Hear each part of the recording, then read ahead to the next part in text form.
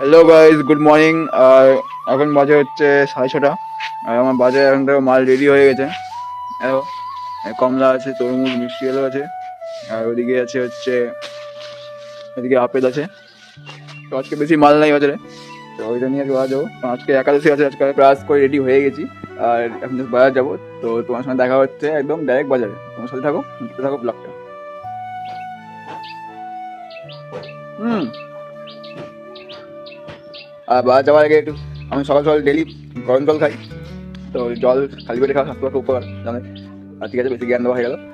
তো এখন বাজার যাবো, রাত তোমার সঙ্গে দেখা হচ্ছে। তো ফাইনালি গেছে, এখন বাজারে চলে আসছি। দেখো, দোকান লাগানো হয়ে গেছে। তোমার যেমনটা দেখিয়েছিলাম, দেখো দোকানে কমলা, আপেল, তরমুজ সবই আছে। আর সামনে দেখো কত শাক, বিভিন্ন রকমের শাকের দোকান, প্রায় 10 রকমের শাক হবে। এটা হচ্ছে আমাদের বাজারের গলি, দেখতে পাচ্ছ।